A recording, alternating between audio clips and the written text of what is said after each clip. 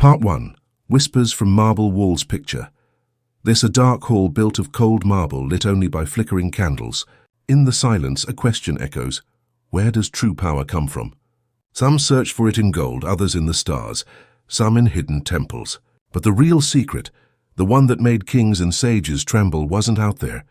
It was buried deep inside the human mind. For centuries, in dim chambers and behind closed doors, men of influence whispered about a power too great for the masses. They built empires, carved their names into history. But what set them apart wasn't luck or even pure genius. It was knowledge and a principle, a key, that could spark the divine fire hidden within every person. That flame exists in you and me and all of us, and the path to awaken it was symbolized by one name, the 33rd degree of Freemasonry. Part 2. The hidden law of cause and effect. We all know the basics. Push something and it moves. Light a fire and it creates heat. But ancient initiates discovered something far deeper. Cause and effect isn't just physical. It governs the mind and spirit. Every thought is a seed. Every emotion is a vibration sent outward, shaping reality before it takes form. The old saying, as above, so below, as below, so above, echoed in secret lodges. It means the outer world reflects the inner one. When you suffer, it's not only because of events outside you. It's because seeds of suffering already took root inside. When you thrive, it's because thought and spirit aligned long before the first stone of your life was laid. The initiate learns this. If you want to change what you see outside, start with what you cultivate within. Nothing in your life is random. Everything around you is the effect of invisible causes you once set into motion. And that's why the 33rd degree is more than a title. It's the mastery of the truth that the mind leads, and the world follows. Part 3. Mental diet, food for the soul. Think about this. If you ate nothing but sugar, grease and toxins, your body would collapse. The same goes for your mind. Every day you consume thousands of words, images, and sounds. And just like food, they either nourish or poison your inner world. A polluted mental diet, filled with fear, anger, and noise, rots even the strongest will. But a clean, disciplined diet, rich with wisdom, inspiration, and silence, nurtures greatness. The masters knew this well. Every word you hear, every screen you watch, every person you surround yourself with, slips quietly into the sacred chambers of your mind. And the mind never stops transmitting. There's no pause button. If the input is toxic, the output will be toxic. But if you feed it light, you'll radiate light. That's why guarding your mental diet is the first step. It's not about being perfect. You will stumble. But every time you return to clarity, every time you choose higher thoughts over chaos, you sharpen your mind into a tool capable of shaping worlds. This is the foundation of the 33rd degree. Don't let mental junk take the throne. Let thought itself become the torch that lights your path. Part 4. The invisible power of environment. There's an old saying, if you want to know a man, look at his friends. Epictetus said it, but the ancients lived it. Environment is stronger than will. You might try to stay positive, but if you're surrounded by bitterness all day, that energy seeps into you. You might dream of rising higher, but if you only keep company with the lazy, your mind will get pulled down too. That's why, for seekers of light, choosing who you stand with isn't optional. It's essential. Mystery schools never initiated people alone. They formed circles, groups, where each member's energy lifted the others higher. Collective vibration was the safety net, the training ground, the rising tide. For the 33rd degree, a clean environment is the cradle of the mind. You'll fall, yes, but the right circle pulls you back before darkness sets in. The real discipline isn't never falling. It's returning quickly. And the faster you return to clarity, the closer you draw to the godlike power the 33rd degree protects. Part 5. Vibration. The hidden pulse of the universe. Everything vibrates. Even the rock you think is solid is shaking at the atomic level. The universe is one endless song, and each of us is a note within it. The initiates discovered this. Vibration is the hidden current that connects cause and effect. It's invisible, but it rules everything.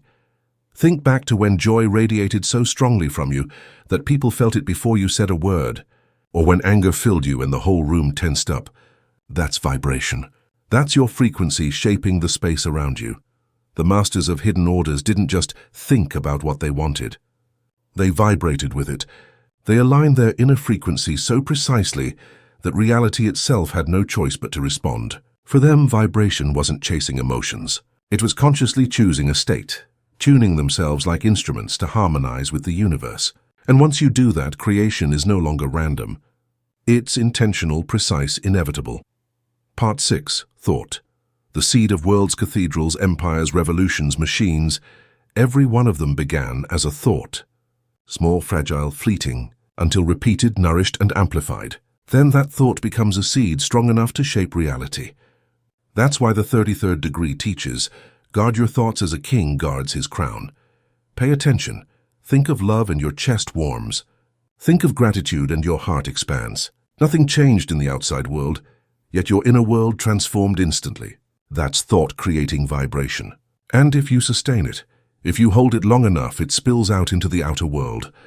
One passing vision won't erase years of contrary thinking, but repeated thought, like drops of water carving a canyon, reshapes the entire landscape of your life. Mastering thought isn't optional. It's destiny. The hidden truth of the 33rd degree is this: thought is the true architect of fate. Part 7. When Truth Possesses You. Albert Pike. The great Masonic philosopher once said, "A man is not saved by the truth he possesses, but by the truth that possesses him." And that's the difference between fleeting ideas and living truths. A passing thought is weak, but when a truth takes root, when it possesses your mind fully, it becomes a living force. Every action, every vibration, every creation starts carrying its mark. The initiate's task is not just to think about higher truths, but to let them live in him, breathe with him, and guide him. When that happens, doubt vanishes. You no longer wonder, will it work? Because you know it must. Truth has fused with you, and once it has, you're no longer just a student of wisdom. You've become a creator with it. Part 8. Why the secret was hidden. Why keep this hidden for centuries? Why not teach everyone openly? The answer is both simple and terrifying, because this knowledge is the machinery of creation. In the right hands, it liberates. In the wrong hands, it destroys. Giving such power to an unprepared mind is like handing fire to someone who only knows how to burn. That's why the degrees of Freemasonry weren't about status or prestige. They were about readiness. Discipline, silence, control of thought, mastery of vibration. These were the safeguards. Without them, the knowledge could consume the seeker, instead of freeing him. That's also why the number 33 holds weight. It's more than a level. It's a symbol, the highest octave of mastery, a reminder that humans aren't bound by flesh but are channels of divine intelligence. Only when the inner temple is purified can the higher mysteries be revealed. Part 9. The temple. Not built of stone. Some still search for power in rituals, symbols, or secret chambers. But the true initiates know better. The temple isn't out there. It isn't built of stone or marble. The temple is the mind.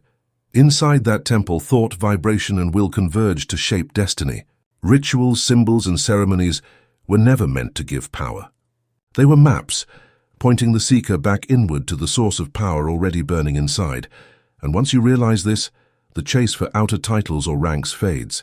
You begin to see yourself as the architect of fate, your own mind as the sacred altar of the universe. That's when the secret stops being something outside you, because it was inside you all along. Part 10. The 33rd degree. Consciousness awakened in the end. The 33rd degree isn't a ceremony. It isn't a diploma. It's a state of consciousness.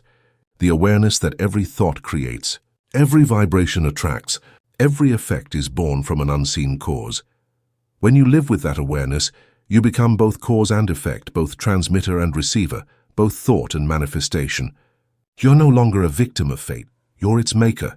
You don't need anyone to grant you the 33rd degree, because you've already reached it the moment your mind is clear. Your vibration is aligned, and your inner temple shines. And here lies the ultimate secret. The 33rd degree isn't about becoming something new. It's about remembering what you've always been. Not a mortal clawing for scraps of power, but a being carrying divine fire since the beginning. The temple is within, the initiation is within, and once you honor it, reality itself bends to your command.